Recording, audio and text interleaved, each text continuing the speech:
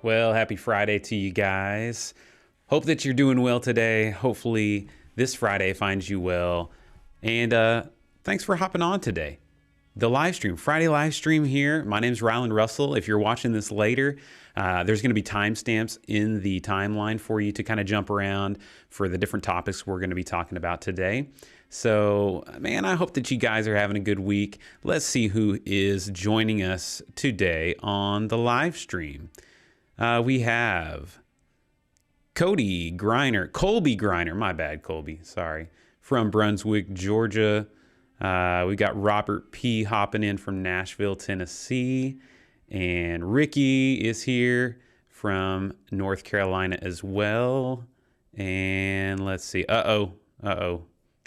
Jay Peasley, he says, just found out it's my turn for COVID this morning. Man, COVID is like, it's coming back with a vengeance. Yeah, we've had tons of people out. If you watched my vlog this last Sunday, you heard me talk about how we had 8 of our 17 different team members who were scheduled, between like our audiovisual team and our band and everything, that were out due to COVID. Not all of them had COVID, but a few of them, were quarantining because of, kids' exposures and stuff like that. So that's just the world we live in now. And if you are somebody who kind of struggles whenever that kind of thing happens, maybe watch that vlog if you haven't yet. And I try to just give a couple of tips and pointers of how I do my best to prepare to overcome situations like that. Or like the situation that happened this last weekend. Did it happen to you? Vmix and Facebook. I guess we don't use Vmix, but I guess there was a huge thing with Vmix and it losing its API credentials with Facebook. And it caused all kinds of havoc in the church live streaming world, even though I did see some people posting on, I think Saturday morning or Friday night, like, hey, just be aware this is happening. I think it still caught a lot of people off guard. And we have to have systems in place for when that sort of thing happens. And what do you have? Did Vmix screw up your streaming for Sunday? Let me know in the comments. Can you not hear me? Hold on. L. Fisher says, audio?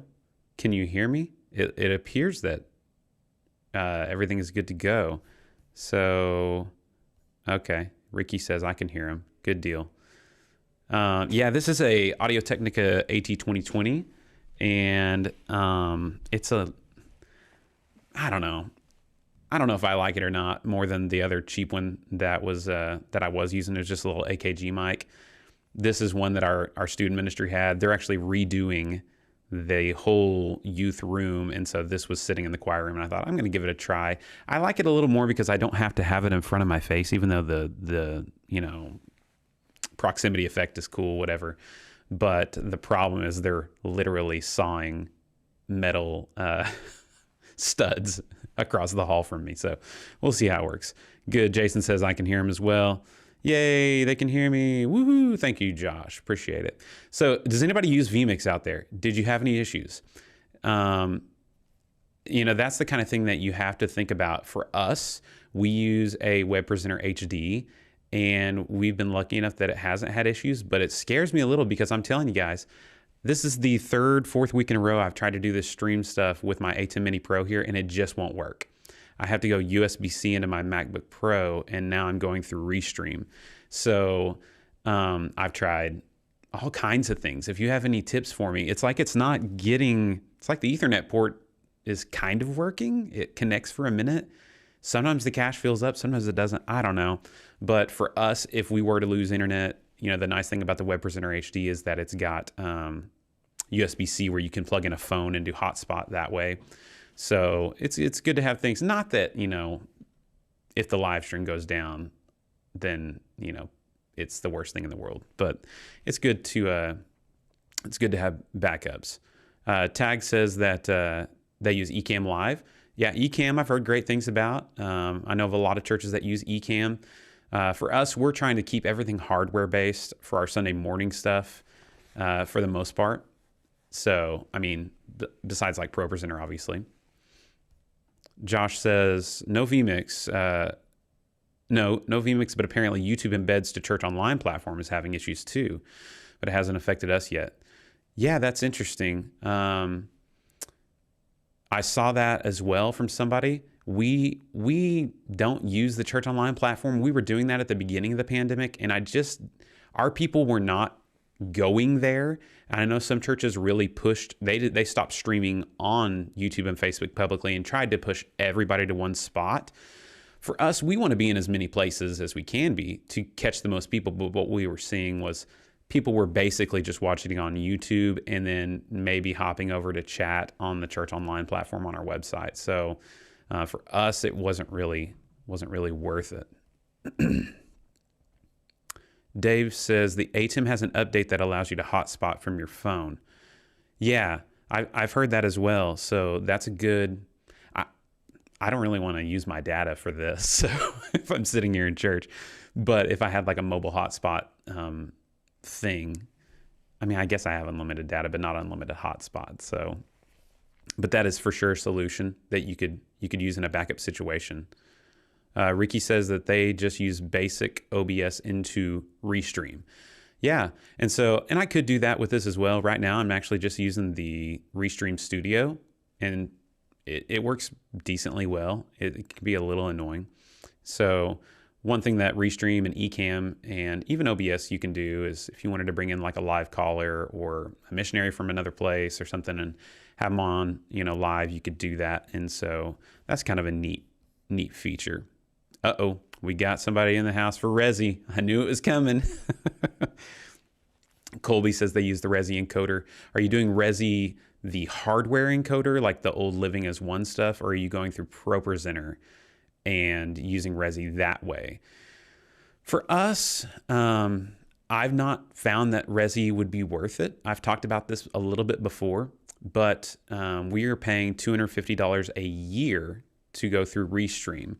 And if you have a good, solid internet connection, I don't know that Resi is always worth it for a smaller church. Now, for larger churches where you have multiple services and things you're streaming, and I guess that's a big part of the Resi thing is that you can do all this pre-scheduling stuff and it auto starts maybe. I'm not sure. I just don't have that big a budget to be able to justify going with Resi. So he says they're using the hardware Prism. Okay. Yeah. So that's an extra cost on top of that. Our Web Presenter HD, is $500 and then $250 for the streaming through Restream to go to YouTube and Facebook. And we could add another as well if we needed to. We were doing phonelivestreaming.com where people could call in, but they weren't really using it. So we abandoned that. There's been a lot of interesting stuff in the live streaming world that we're going to talk about a little bit later in the stream. So here's what's going to happen today. Let's talk some church tech. Like, what are you looking to buy this year? What do you see that's new that you're interested in incorporating in your church, audiovisual, tech world, worship world? There has been an interesting video that Brady Shearer posted with Pro Church Tools that I kind of want to dive into and just chat about with you guys. Basically, he poses the question again, is live streaming overrated for smaller churches? And I've watched that video probably 4 or 5 times now. And echo, that's not the word. I resonate with a lot of the things he's talking about. And man, I love most of the stuff that Brady and them are putting out. For years and years, he's been kind of leading the pro church audiovisual social media strategies and helps us to kind of think outside the box. I'm not sure that I agree though with everything that he's talking about in this video. So I just want to dive into that a little bit and get you guys' thoughts as well. And then we'll do a Get Off My Church Lawn segment. We haven't done one of those in a minute. Just look at a new song that is out. And then also a live stream review. Only had one of you guys submit, so we will take a look at that at the end of the stream today. So let's see what people are getting as far as new tech goes this year. New front of house mains to be purchased. Do you know what you're going to get? What was your process with that? Are you bringing in different integrators to demo in your space? That's what we did, and we found that really, really helpful. Don't be shy about asking your different integrators and companies to demo a piece of the line array, not the full system, but just so you can hear the difference in your space. I'm sure you've probably got all that figured out. Josh says they're getting a new Chamsey's Quick Q20 lighting console delivered on Monday to install in our youth area. Excited to dive into that. Chamsey's Quick Q20. I'll have to check into that. We use Jans Vista, and with our new youth center that's being built, it was really important for me to have it where that is kind of our farm system. So as our youth are being trained in there, it will eventually bleed into being able to do things in our worship center as well. So we're going to go ahead and install an M1 with Jans Vista in the youth center, even though it's probably a little overkill for what they're going to be doing. We're doing an X32 in there. I know it's older tech, but we use an M32 right now in the worship center. So as they kind of get trained on that, it's like this farm system thing where we're training volunteers in a less stressful environment. A youth service, if something goes wrong, it's not, I don't know, that's bad, but it's not at the end of the world. Like, kids they're more forgiving. So Ricky says they turned a gym into a sanctuary. House lighting has been awful. Looking to upgrade. Any suggestions would be awesome. Okay, so you turned a gym into a sanctuary. And I guess it just depends on your budget, Ricky. I mean, for house lighting, you probably got like these metal halide or giant LED, those big lights that come on in a gymnasium usually. So if you're going to supplement and add house lighting that's different, not key lighting, you're talking about house lighting. I mean, in a gym, you're going to want probably, there's these things, if you look up UFO LED lighting, we are actually installing, I think, 20 of those in our youth area, and they're safe, like they're not going to get broken, and they're these basically UFO circle looking LEDs that can hang off chains, and there's a few different companies that make them, but oh gosh, there's one that has a higher CRI that can be dimmable and all of that stuff, and I'm trying to think of the company off the top of my head. I can't remember, but look up UFO bulbs, not bulbs, but lights. So yeah. Jay says that they are switching from Soundcraft board boxes to Behringer Wing and stage boxes. All right. Yeah. I mean, I hear great stuff about the Behringer Wing. I like the way that you can incorporate stereo channels into one channel and not have to have, so high of a channel count in the board. That's pretty neat. Jason says, we are demoing a Panasonic PTZ that we are looking to purchase. Hey, that's one thing I do, like, I'm interested in this year, is hearing from somebody who is like a really big believer in PTZ. Because obviously, if you follow me for a minute, my experiences with PTZ have not led me to be a big proponent of them. The times that I've had to go and do troubleshooting and installation stuff at other churches that are using pretty nice Panasonic PTZ stuff, a little bit older stuff, it still didn't impress me, for the cost and for the limitations of that size of a church, only, pouring so much money into the live stream that it's only being able to used in one place.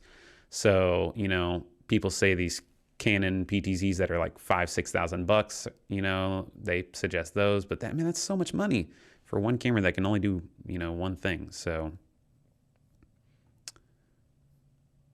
L. Fisher says they recently eliminated high-end Avalites lighting console and went with Light Key software to control lighting.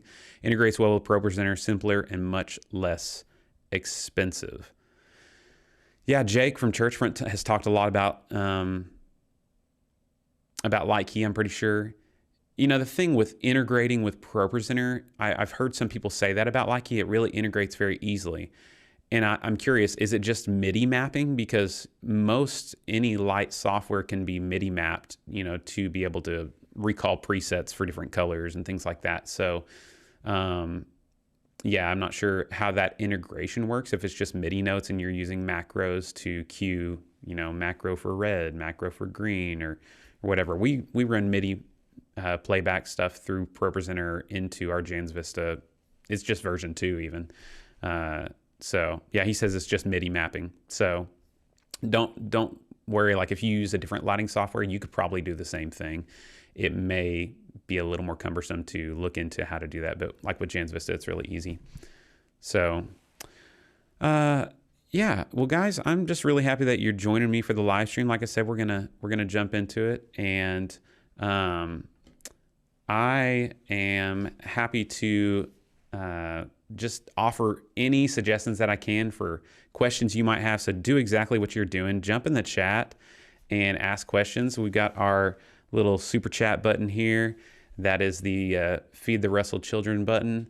And if you want to, you can feel free to super chat. There's never any obligation. I'm just happy to have you guys jumping on and participating. And we just like learn together, you know? And what is really cool to me, like I'm blown away that I think I was at 2 people away from 2,000 subscribers today. So this is kind of like a celebrating 2,000 subscribers day as well for me. I mean, just to know that just silly old me just posting things that I'm learning about can help other guys like you. I think there's more of us than we realize that are all in this together. So here's a Dave asks, is there a way to display both line and paragraph breaks in ProPresenter 7? For example, broadcast feed displays the first line of a chorus, while the iMag feed displays the whole chorus. Yes, if we go into ProPresenter here, and I just glance at it really quickly, I believe that on your theme for your iMag, and you can do remove paragraph breaks. Let's see.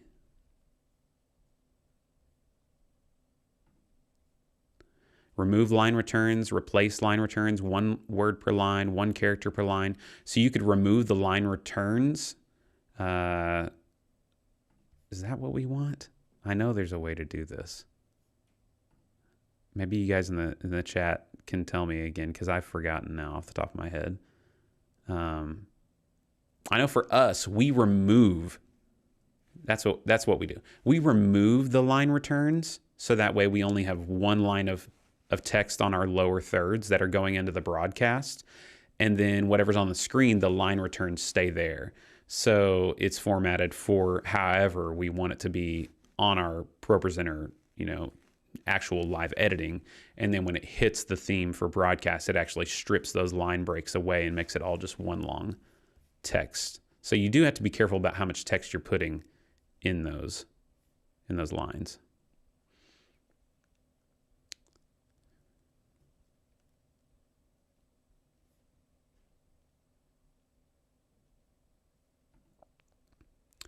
Yeah, you can always go and hit up Renewed Vision's tutorials on their YouTube page. They do have quite a few good ones.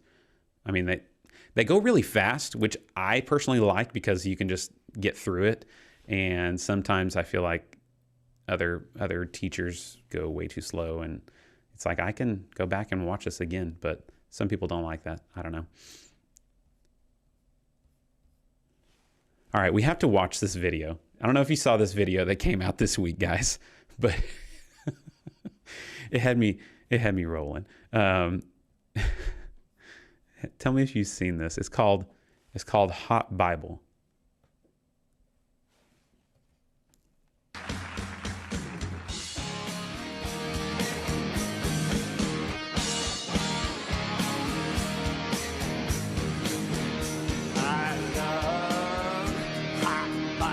Oh yeah. My mouth waters for the things of God.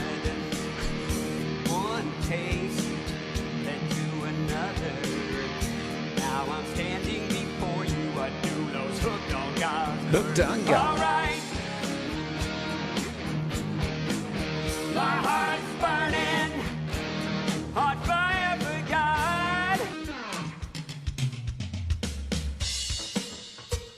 Let's go. Cowbell.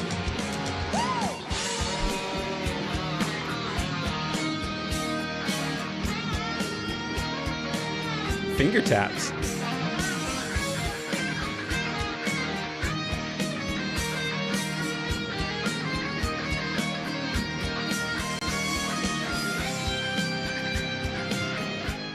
Have you guys seen this? It's really, I mean, they're pretty good. They're tight. Harmonies are good. He can play guitar better than me, so I'm not gonna hate. It is fun though.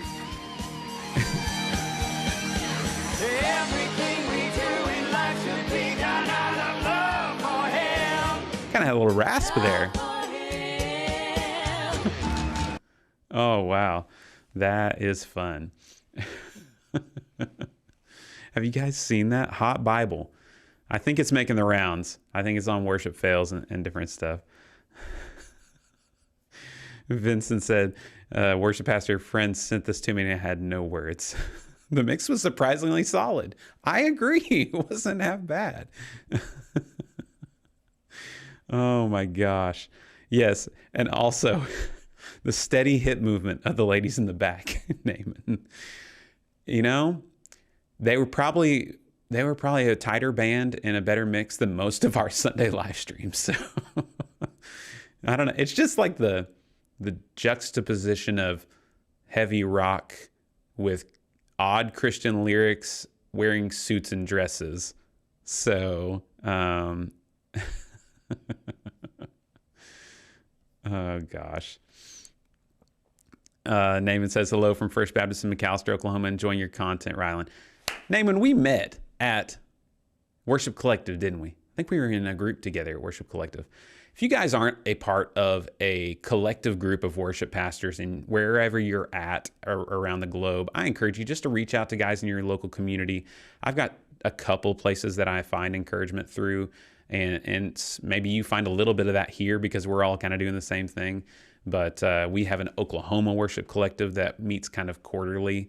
And then I've got a group of 5 or 6 to 7 worship pastors here in town that we'll get together, once a month or so and have coffee together. Sometimes more than that. But I just think it's so important to do that when we can. Anybody else have any thoughts on Fred Russell? I'm so hooked. That's my dad. I think he could nail that drum solo probably if he worked on it. I have a question for you guys. With the new ProPresenter tech that has come out, I'm curious, are you utilizing the new Multitracks integration with the chords and all of that stuff? We did try to use it over Christmas, and it was really handy 2 different times with songs that had tons of chords. I was able just to import them really quickly. But what I have realized and why I'm kind of straying away from it now is that the payment plan, you don't ever own the chord sheet, the presentation that it downloads. So like if you were to kill your Multitracks plan, all of those would stop working in ProPresenter. And one thing that happened to us was, for some reason, like our iMac was hooked up to the internet and everything, but it threw an error and said like it couldn't connect to the Multitracks API or whatever. And so those songs were grayed out, like we couldn't use them. And so, which is odd because I believe from what Cody at Renewed Vision said, that I think that they're active for, what did he say, 48 hours or something? Because my question was like, what if you don't have internet where you're doing the thing? Maybe we go out and do worship in the park and we want to run, confidence monitor and we don't have internet there. I mean, are we going to have to run a hotspot on our phone to be able to activate those? But he said you shouldn't have a problem with that. Have you guys had any issues? Are you using the Multitracks integration? I mean, I know that it can do way more than just the chords, but that's probably the main thing I would use it for at this point. So I don't know. It's very handy for sure when you need it. It came in clutch. There was one song we were doing where my electric guitarist was like, that's not in the key that I practiced it in. And like, is there any way you can throw up chords somehow? So I'm just curious if other people are having success with that, how you feel about it.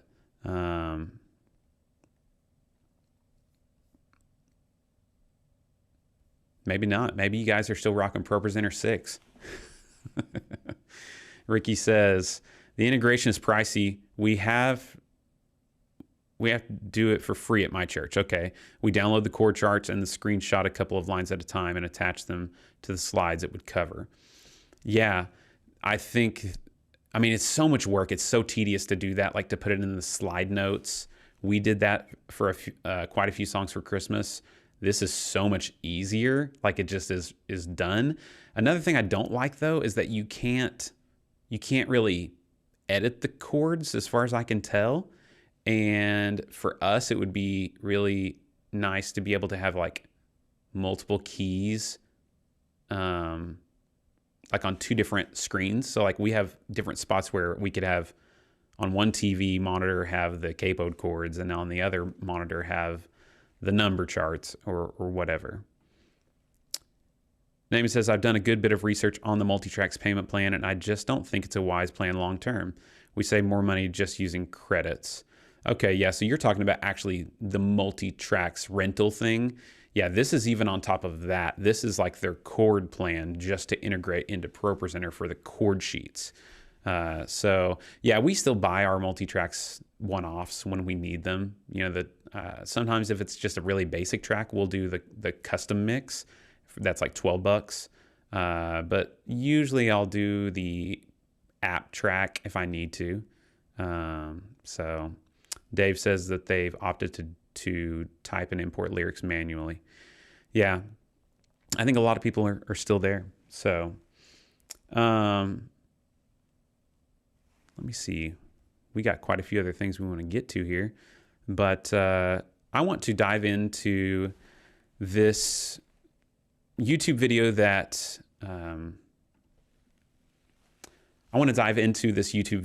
Brady Shearer at Pro Church Tools posted last week, I believe, basically asking the question, is live streaming really worth it for smaller churches?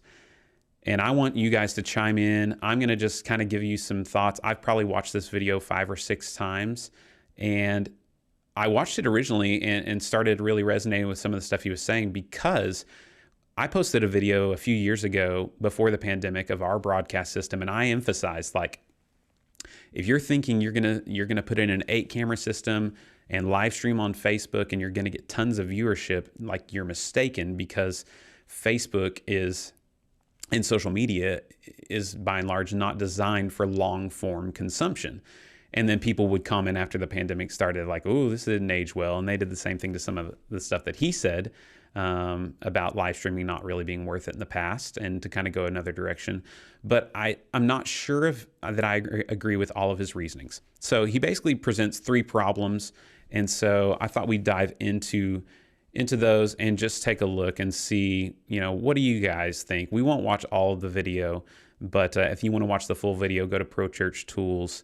And I love what they're doing. So I just think it's, I want to see what you guys think. All right. So here we go. Problem number 1. Live streaming conditions your congregation to be passive spectators, not active participants. Now, so problem number 1, it conditions your church to be passive spectators and not active participants. All right, would you agree with that? Do you think live streaming for smaller churches conditions our churches to be that way? For some church leaders, this manifests in the fear that if they live stream their services, people will be less likely to attend in person. And that I've definitely heard that. I've heard that from large churches. When I did the church tech tour in Tennessee, that was one thing they kind of said. They were having 150,000 views on some church Sunday services, and they started kind of not making it as great of an experience online on purpose. That's probably not the best way to phrase it, but just giving people a reason to come into the building that's different than the live stream. So I've heard that by and large. It is something worth considering, I think, but the issue here that I want to articulate is much broader in scope, actually. And the place that we need to start here is asking ourselves the question, how do we measure effectiveness in our churches? I've already said my North Star for making Okay. How do we measure success in our churches? That's a great question. Making decisions is effectiveness. How does that actually get measured? So we'll start here. In my experience, and as my degree in theology understands it, every Christ-following church exists to help people love God, love others, and make disciples. These are the three objectives of every church. Now, where do these come from? Directly from Jesus, because it's from the Great Commission and the greatest commandments that our churches find much of their purpose. And yeah, sure, we may phrase it differently, right? But we all have the same target at the end of the day. Now, this existential mission is admittedly difficult to measure. So the way I've always taught to do it is through next steps. Okay, so he's basically saying this passivity that he thinks that live streaming can promote is prohibitive to people taking next steps. So let's hear the rest of this little section. Problem number 1. Let's revisit that mission of our churches for a moment. We exist to help people love God, love others, make disciples. Each of those objectives begins with a verb, and a verb demands action. You can't love God passively. You can't love people passively. You definitely cannot make disciples passively, which is why everything you and I do in our churches boils down to just 2 words: next steps. I love that. Because without next steps, that's good. all you have is a congregation of passive spectators. And I don't know about you, but I want a church full of active participants, not spectators just taking up space. Now, okay. So my initial thought with this is that I'm not sure that not live streaming with smaller churches in mind, I don't know that it's a causation or it's a correlation, if that makes sense. Because we've had passivity, is that the word? Yeah, we've had people being passive spectators in our churches for years before this pandemic happened, right? Our church is full of passive spectators. And so, yeah, the question is, how are they taking next steps, or is this keeping them from taking next steps? You know, church attendance or watching the stream online, that is the most basic first step. So what is the next step? And we talk about this all the time when we're actually introing our live stream. You know, we want you to be more than just spectators this morning. You know, don't just watch the service, engage in the chat and worship with us and all those kinds of things and encourage them. For a smaller church, is this causing that? I don't know. if you want to learn more about next steps and what I call the new rules for church growth, I've got a full written guide on this. I'll link it in the description for more in-depth reading and exploration. But to answer that question from earlier, how do we measure effectiveness in our churches? My answer is next steps. It's our best, most accurate, most reliable tool of measurement. And what is the next step? Well, it's any action a person takes towards loving God, loving people, and making disciples. Here are a few examples of that. A commitment to follow Christ, baptism, joining and attending a small group, committing to pray for another or submitting a prayer request yourself, serving as a volunteer in ministry, attending church services and events, taking communion. These are just a few that are universal to almost every church, but each church often has a few that are unique to their own community as well. So for me, anytime I evaluate a strategic decision in church, I measure it against next steps. Will this spur on more next steps in our church? Or might it further perpetuate one of the great illnesses we have in the Western church, passivity, and conditioning folks to just be consumers of church programming and content? Now, okay, so what do you guys think? Does live streaming cause passivity in our churches? Have you noticed that? And I guess the better question is, and the question I'm asking myself this year is, how can I actually encourage our community that is part of our live stream to take next steps and to help them not just be spectators? I don't know that this is like, I think that this,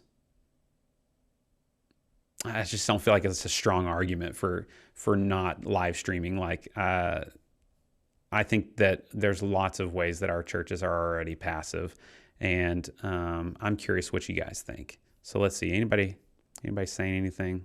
Here we go.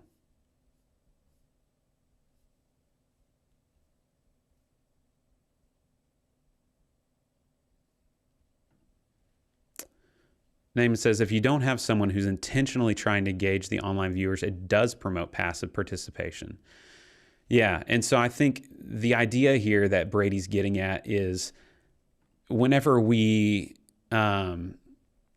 just let people be a fly on the wall, and it's like we stick a camera in the back of the room and we just let them watch our service, yes, that does encourage passive spectatorship, right? And so a lot of what I'm teaching and telling you guys about is ways that I'm trying to overcome that, techniques that help people feel like they are a part of the service. And so having, live chat hosts, having people intentionally talking to them and not just talking to everyone in the room and they just get to watch it. So maybe that's kind of what he's getting at is, these smaller churches that have just put a camera in the back of the room and think that that solves their digital ministry. He also says, admittedly, our current live stream doesn't have any next steps being presented. That being said, it's something we're wanting to move towards. Yeah, I think that's important for us all. Okay, so now let's look at problem number 2 that Brady presents. Problem number 2, church live streaming takes the place of more effective digital strategies. And this happens because the cost of live streaming is high, very often ongoing. Now, if you've watched some of my older videos that critique live streaming, one of my main points in years past has been the prohibitive cost to doing live streaming well, which is a massive hurdle for smaller churches dealing with smaller budgets much of the time. Today, though, live streaming gear, it's a lot more accessible. Live streaming can be done for a reasonable cost in many cases. The thing is, very rarely is a church satisfied with their live streaming setup. There's always a better camera to buy, a more capable switcher to upgrade to, a more inventive camera angle to install. You can spend $1,000 to set up a live stream, $10,000, $100,000. I know a church sourcing a single broadcast lens right now that's in the 6-figure range on its own. And the thing is, once you've started live streaming and it's been established as a core ministry, it will often continue to eat portions of the budget year over year. I see it all the time because it's not common for a church to configure their live stream setup and be fully content with it for the next decade. That is unless they shell out a ton of capital when they do the setup for the first time. Basically, you got 2 scenarios. Do a 5 to 6. So just a reminder, he's saying the problem number 2 is that it eats into, it takes the place of more effective digital ministry that we could be doing as a church. So let's hear what that more effective digital ministry would be, and then I'll give you my thoughts. 6-figure live stream install all at once, or do a lean install and then slowly add to it year over year, continuing to spend and spend. And one of the reasons this happens is because the live stream service becomes synonymous with church. Now, in practice, here's what this looks like. You can approach the decision makers in your church with a Facebook ads proposal, let's say, with the intent of connecting new families to your church. All things being equal, expect that proposal to face more resistance than a proposal with an identical cost, but for live streaming, because of the ubiquity of live streaming in church. But monetary cost isn't the only cost to consider either. There's also the... All right, so Brady goes in and he keeps talking about that it takes the place of more effective ways that we could be doing digital ministry. And he proposes for smaller churches instead to be focusing on, creating short form content, to hire somebody just to, well, he didn't even say hire, to create a short video that would be on your website that gives a picture of your church for 1 year maybe. It has a little snippet of preaching, it has a little snippet of worship, and maybe here's how you check in your kids and all that kind of stuff. Because, a lot of times we'll argue like live streaming is the front porch for the church now, like it's the front door, and people want to kind of see, what we're doing. And, he's saying that because we're live streaming and we're investing manpower and all this money into it, we aren't able to do the other things that may be more effective online. So my problem with this is that our churches are already set up to where we have a sermon, a message, and music, and all of this stuff built in. We're already doing that on a Sunday morning, right? Like that is part of our jobs. And so the benefit that I find, and then what I have always talked about, is when we capture our services in a really well done way, repurposing that content is what I think helps us to be able to actually do some of that more effective stuff. And so we can now do a good job at, grabbing a 60-second clip of our sermon and posting it onto our Reels and our TikTok and stuff that he proposes that we should be doing because it's the next thing. But we already have that captured, where now if we don't do that, now I've got to set up a time to get with Pastor and capture him because, I could have him try and do it on his phone, but, we're trying to make this better than that. And maybe that's a wrong approach. I don't know. But now we're asking the pastor to do more social media work when he's already doing all the other things at a small church. Just think of it all. And so I feel like actually capturing the live stream allows you to maybe do a better job at some of that stuff. So we've already got volunteers doing that. We've already, the overhead cost is really not as high manpower-wise and time-wise. I actually think it maybe helps in the long run. I don't know. What do you guys think? Ricky says he talks about the expense to build a live stream, but once you create the online church, we've seen people start giving online that have never been inside the church. It pays for itself over time. That's a great point, Ricky. And also, I think driving people to next steps that are actual, those things that he talks about, baptism, taking communion, giving, being in a small group, all of those things are a little bit harder to do through TikTok and Instagram Reels, I feel like. And so, I don't know. Vincent says, I agree, apathetic churches and people have been around for quite some time, but not doing something is not really the answer either. I do think this is a great self-check for digital platform. I completely agree with that for sure. It's good for us to step back and say, what's the purpose? Like, what are we trying to accomplish with this? And is it working? Are we driving people to the next steps, or are we actually just allowing them to be complacent?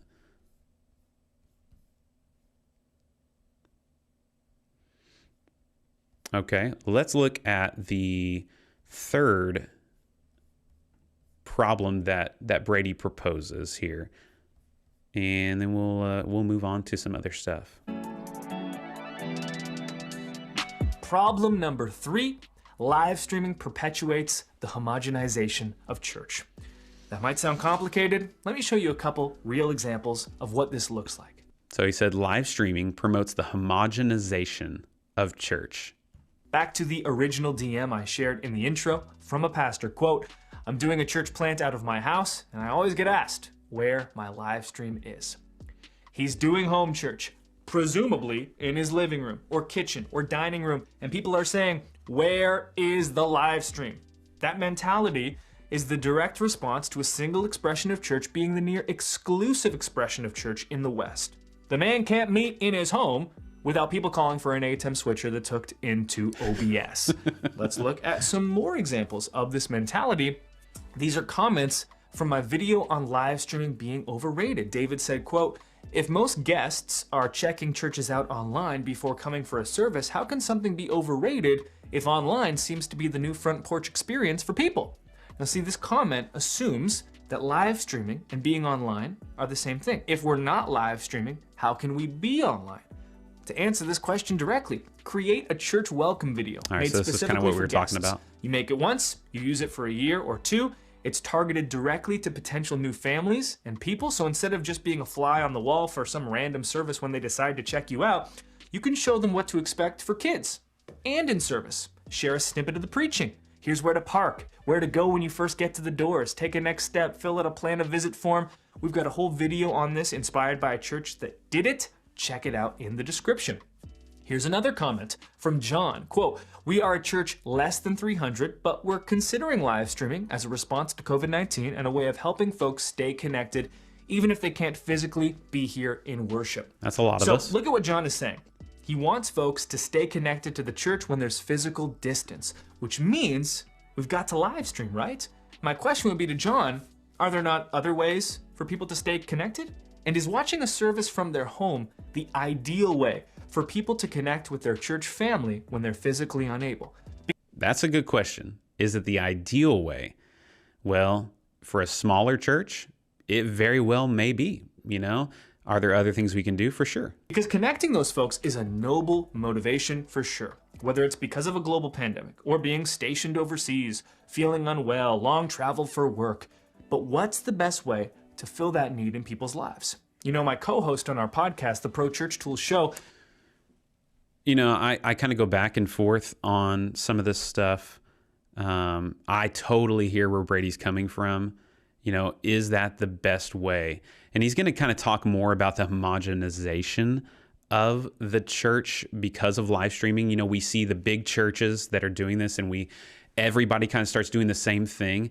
And I don't think that live streaming has created the homogenization of the church. I think the internet has created the homogenization of the church. I mean, Brady himself and his company have Nucleus Media that creates content for us to be able to put online for our social media stuff. And it's funny, I know which churches in my town are subscribed to Sunday Social and Igniter and, Nucleus, because we're all posting the same stuff. We're all using Pragmatica with outlined fonts and, two-toned images. And the homogenization of the church is just because of how connected we are. And I actually think that live streaming goes a long ways to helping people feel connected way more than, watching a video of here's what to expect at our church. Because I even go back and forth on this, like in 2 Sundays, we're taking the Lord's Supper, and we've often talked about, should we have a separate person leading people through the Lord's Supper as they're watching online? Or does that actually take them out of the communal experience of being able to see everyone taking the Lord's Supper together that is in the room? I don't know for sure, but I feel like the reason I'm doing these live streams with you guys is to connect with you, and you can sit there and just watch and just watch me talk if that's what you want to do, or you can chat and we can connect that way. And I hope that it does make you feel more connected to me and what I'm doing here. And so I think live streaming is like only going to get more and more important for the church. But I love what he's talking about being more intentional with it. And how can we get people to take next steps? I love what they do at Pro Church Tools. It just makes you think. And I think it's good for us to think about. So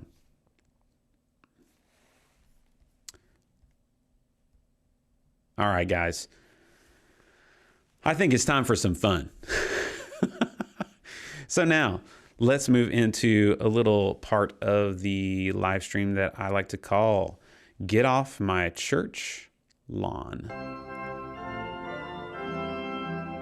What's all that racket? If it's not from the Broadman, I don't even sing it. They just don't make music like they used to. How fun. All right, today on this section of the stream, we're talking about Get Off My Church Lawn. And what is this all about? It's about me being this 37-year-old worship pastor that I don't want to become the old guy who's like, what is this newfangled music that they're coming out with these days? You call that worship music? And so I just want to look at and evaluate new songs, these new bangers that are coming out every week on YouTube from everybody, and just try to sift through them and say, like, would this work in my church's context? Am I out of touch? Like, why is this working in the global church? Why does this YouTube video have 7 million views, but yet I think that like it wouldn't connect with my people? I don't know, just looking at things. So the song we're going to look at today is called From the Beginning to the End, and it is by Christine DeClario, and it's a female-led song, obviously, that is a little faster pace. So let's dive into this song by Christine DeClario.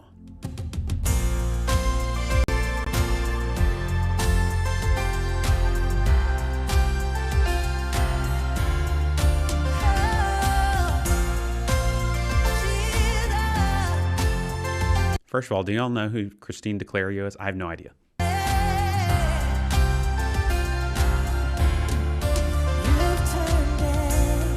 Female drummer.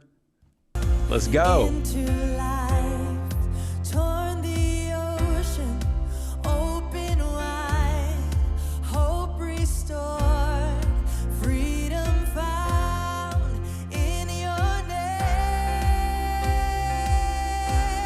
That's an interesting setup. You are the Alpha and the Omega, mighty in power, the King forever. All through the ages, we've seen your faithfulness from the beginning to the I love the Rototom samples on the SPD SX there. So good.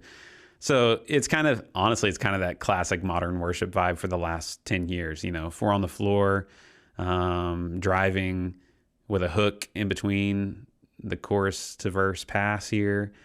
I like the lyrics on the chorus. This is the first time I've ever heard this song. Alpha, Omega, from beginning to end. God's faithfulness, that kind of thing. We will see your kingdom come on the earth. Your will be done. Every tongue, every heart will declare. You are the Alpha and the Omega, mighty in power, the King forever. All through the ages, we've seen your faithfulness from the beginning to the end.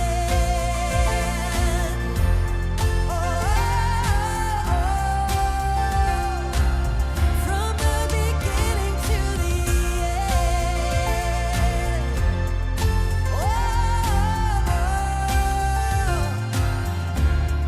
All right, so it's really singable for sure. It's kind of, you know, one note-ish. Dun, dun, dun, dun, dun, dun, dun, dun, dun, dun. But the lyrics they're solid. I don't know that there's any lyrics in there that I'm like, that is a cool new way of thinking about that, which I think a lot of some of the songs that really do are connecting in a different way right now. I don't know. I feel like they're saying it in a different way, but it's still the same message, if that makes sense. Let's see what the bridge does. Blessing and honor to the great I am, Ancient of Days, your love remains. Blessing and honor to the great I am, the only name worthy of praise. Blessing and honor to the great I am, Ancient of Days, your love remains. Blessing and honor to the great I am, the only name worthy of praise. You are the Alpha and the Omega. I don't know. This is a solid song. I'll have to check out the original. This is from Worship Together. I like evaluating these songs in this more acoustic setting, just because I feel like it gives you a better picture of like what any church could pull off. Not that you have somebody that can play an SPD SX and, you know, somebody that has a Nord, but in a scaled back setting, you know, it's just keys, a sample pad, acoustic guitar. Obviously she has a great voice. But I think it's a solid song. I don't know. Would it make it into my rotation? I don't know. But it was enjoyable. And I think our church, at least my church, would sing it, would catch on pretty quickly. So I don't know. What do you guys think? What do you think of that song from the beginning to the end? All right. Naaman says, what I like about this song is the focus on God the Father. We have a lot of songs speaking to the Godhead in terms of Jesus. This is a good gear change. Okay. Yeah. I hear you on that. Ricky says, AG, acoustic guitar never gets love in the mix. I mean, honestly, it's probably good. Like, most of the time, it's just a rhythmic shaker that needs to be in the background. The problem is most of us want it in the front because that's what we're playing.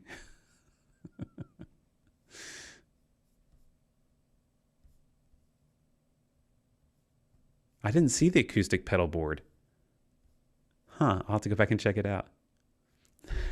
Okay. Solid song. Reminds me of 99% of Chris Tomlin songs. Very singer friendly. Yeah, you know what I mean? Like, yes, I agree. But it's a good song. I don't know if it's like good enough, but probably just because it's being a female-led song, like already having all the charts and everything in those keys, that may like push some of us to it, because honestly, that's helpful. I mean, yeah, we can make any song a female-led song, whatever. But when you have a pianist that likes to have sheet music and you can just grab it from praise charts, I mean, it's helpful, right? So, all right, guys, it is time for us to do a live stream review of a church that submitted through the Google form. There is a link in the description of this video. If you're interested in having, us look at your church's live stream and just give you some feedback, I'm happy to do that on these live streams. And I don't know, maybe after watching Brady's thing, you're going to kill live streaming and only do other things that are more effective now. And so that's great too. But we are going to be looking at the church, Clinton Community Church. And let me pull up their details of what they're using in their live stream. It's basically a 3-camera setup. Sony stuff. It was not high end. I closed that Google form tab, so I'm pulling it back up for you guys. It was Hey, it was Ricky's. Hey, good deal. And Sony FDR AX100s. That's a smaller camcorder, and then a center shot on remote for zoom. That's the Sony AX33, and then top camera is a Canon G50. And he just wants some feedback on directing and shot composition and pacing and that different kind of stuff. So let's look at Clinton Community Church. I'm going to find where in the service they are starting. And let's see if ProPresenter 7 behaves if I fast forward. Because sometimes it freaks out and the audio starts glitching. All right, we're getting close here. Okay. Here we go. This is Clinton Community Church.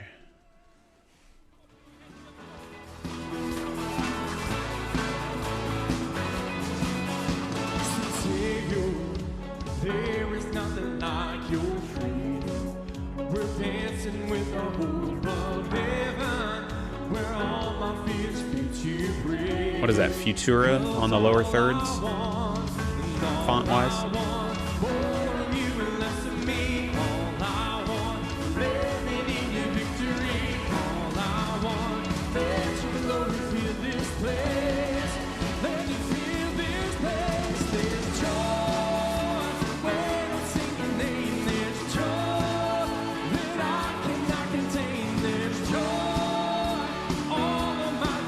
All right, so that's one of his Sony cameras that is manned on one. So it must be on each side of the auditorium. They've got 2 manned stations is what it looks like, he said. So doing some zoom outs and stuff, pans, that's good. There's the other one. I love whenever the female singers like are in sync with their swaying, and they don't even mean to be. Ours girls do it all the time. I give them the hardest time. There.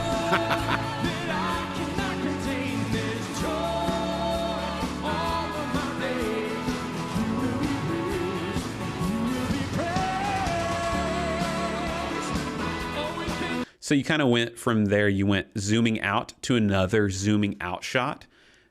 Usually you don't want to do that. You want to be, if you're coming out with one, you might be pushing in with the other. And it just feels weird to like go from one station to the next while they're both zooming out, in my opinion. I don't know. I could be wrong on that.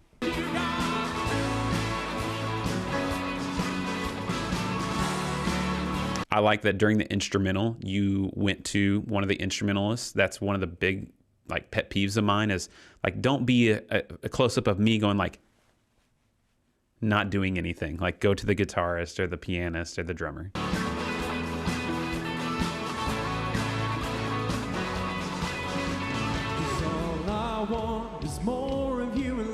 It looked like maybe you had to zoom in with that camera real quick to grab that. I love your percussionist energy, by the way. This place. Come on, we have to ask him together. Sing again.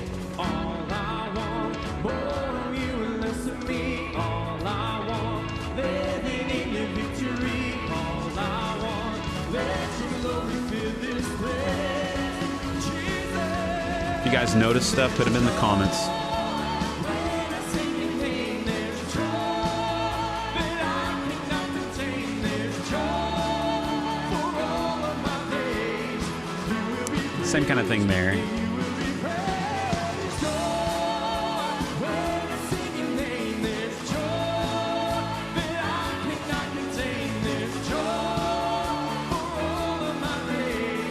I don't know. Am I wrong on that? I feel like it should be like a static shot to a zoom, and then maybe a different static shot to a zoom or a pan, instead of them always just either zooming in or out, you know, to kind of make it flow better.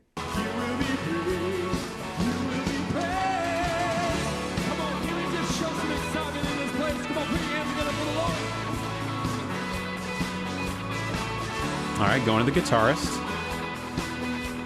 That's good.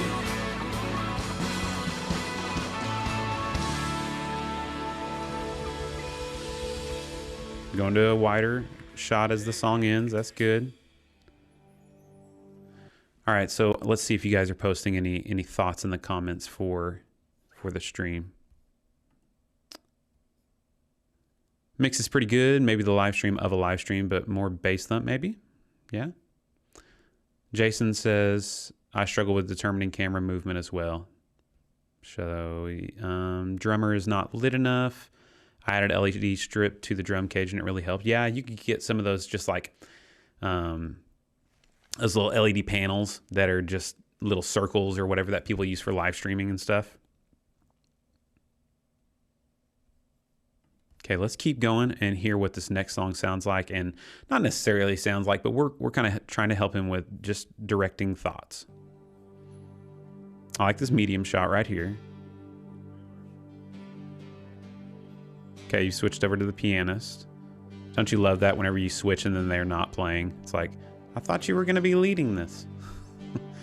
I like that shot right there because it's got people in the shot with it. You know, you can see people in the room. I'm a big proponent of that, where you feel like you're actually part of the congregation. That's a little higher than I would usually have it, but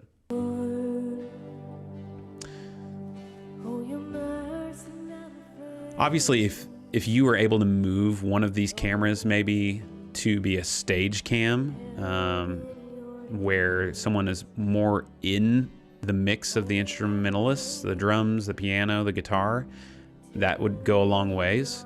But you may not be able to do that.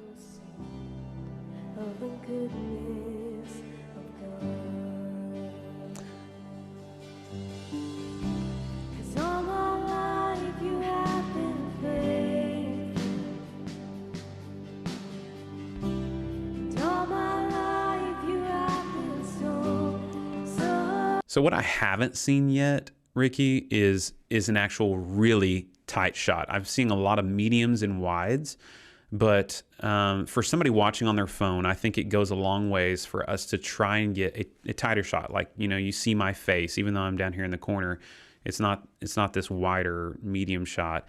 And so for especially moments like this, where it's a slower, like people aren't moving around as much, if you can get a tighter shot on somebody, I think that would help.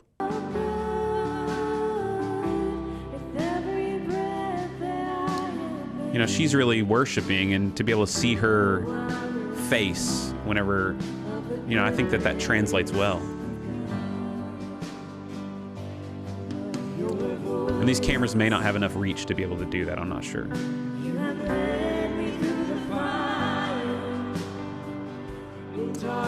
White balance on their skin tones looks good to me.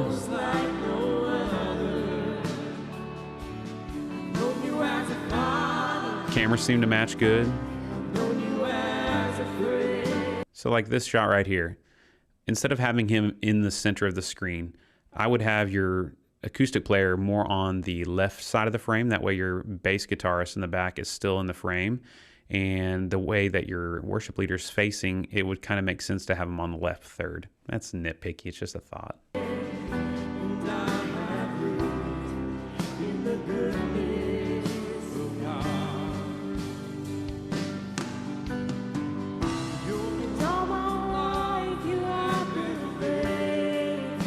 It looks like they've got quite a bit of LED strips behind the drummer, but maybe not in front of the drummer. Maybe that's why you were saying that.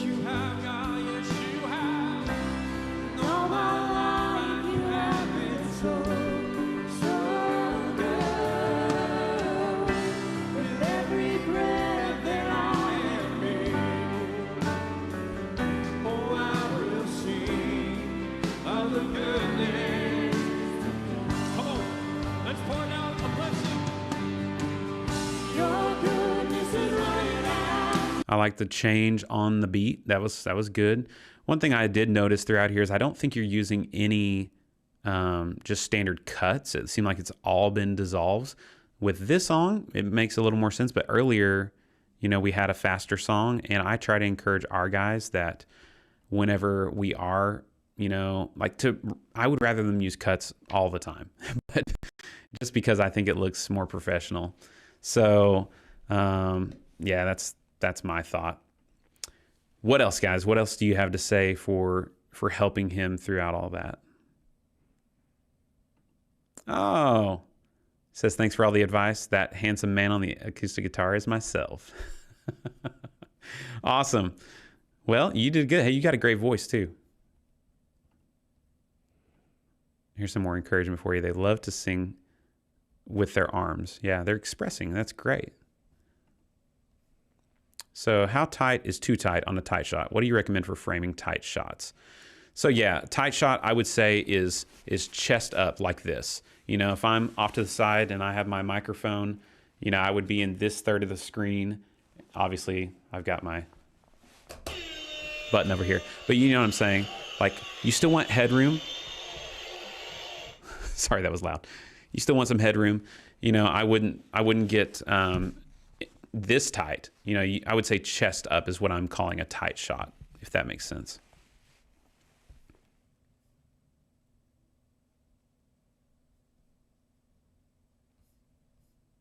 All right. We're going to go to some final Q&A time, guys, as we wrap this thing up. So as you're... am I frozen? What happened? Restream says I'm frozen. Oh, I look fine on my phone, so we're just going to go with it. Let's see if I can still bring on your comments, because here was a good question.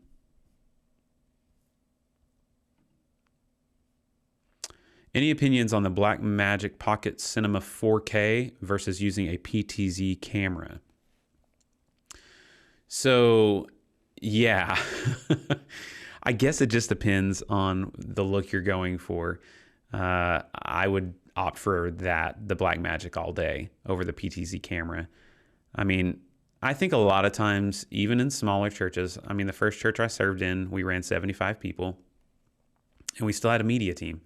And I think a lot of times in smaller churches, people can start saying like, well, I'm the only one that can even do anything here.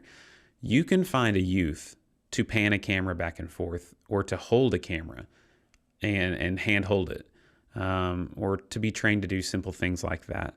So I would opt for a Blackmagic Pocket Cinema camera all day over a PTZ camera, because then you can take it out and you can use it in the field, and you can do interviews, and you can shoot Instagram reels with it, or whatever you want to do. Not that you need to do that. You can just use your phone for that. But yeah, that's my opinion for sure. Unless you just have bank and you really want to get a $6,000 PTZ camera. So for a 2-person tech operation, yeah, that's still my opinion.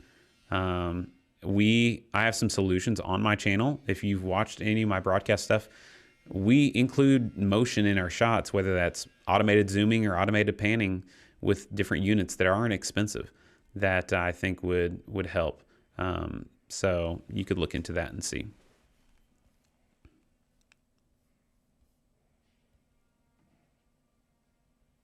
Josh asks, what's your favorite conference? I'm looking to travel to a conference this year. Philo is on my list right now. I've never been before. That's a good question, Josh. Now that things are opening back up, I would love to take my media intern to a conference as well. And what are you guys going to? What have you been to? I've been to C3 conference. That was a good one back in the day. I don't even know if they're still doing it. I loved Seeds conference here in Tulsa with Church on the Move. I don't think they're doing Seeds anymore. Right Now Media actually was pretty good the last couple times I went. But I've been looking at the SALT conference in Nashville. People talk a lot about that Stories conference in Nashville. I didn't think it looked that great for like training, maybe inspiration. But I've heard of Philo. I don't know what that is, but that may be good. Here in Experience conference in the comments, some of my buddies rave about Experience conference as well. You get to you can stay at Disney World and do that as well as if you want to. Grow conference, Church of the Highlands, phenomenal. ARC conference is being mentioned as well. Sing conference from the, okay. I'm just going to say it, guys. Any thoughts on the Sing conferences that Getty's put on? I'm not a fan of the Gettys. They write trash articles, like they write articles trashing modern worship, and then they have huge conferences, and I don't know. My opinion I'm probably just jaded because of some of the stuff I've read that they put out, but I'm not a Getty fan. Like, I may get trashed for saying that, but I don't know. And Christ Alone is a great song. All the others sound exactly like it. Let's write a 6/8 hymn style song and say that we're holier than everyone. I'm sorry. I've been live streaming too long. They are probably amazing people. And that's on me. That's like a heart issue for me. It really is. Like, I read one thing that they wrote and I got offended. So, you know. But so I take everything back. Go to Sing conference. Maybe I need to go and I'll have a heart change. Oh. But it's not, I probably wouldn't pay to go to it. Shots fired. Ask me a question about tech so I can redeem myself here. If the Gettys watch this, I'm sorry. I think it's on me. So this is the moment your channel went viral. Oh, Lord, please no. I'll be like Mike Todd apologizing next week for saying something. Did you guys see him rub spit on his brother's face? I guess that kind of applies to us as media people, and being involved in sermon illustrations or props or things like that. How do you have a voice where you can help your pastor, say is this wise, or is this too far? Is this across the line? I don't know. I didn't have as big a problem with it as most people did. It was gross for sure. It's definitely gross. But what if of the 20 viewers, one is Keith Getty? Doubtful. Oh man. All right, guys. I think that's the signal. I think it's time for us to wrap this puppy up. And I appreciate y'all jumping on the live stream, and I hope that I hope you're finding value in my channel. If you have not subscribed, let's get past 2,000 today. And I got more stuff in the works. Hopefully, I just want to help you guys, and I hope that you heard on my last vlog that the tagline has changed, because I just want to be really clear with what I'm all about, and that is that we can do a lot of great things. Let's do it all for God's glory. We'll see you in the next one. Have a great weekend.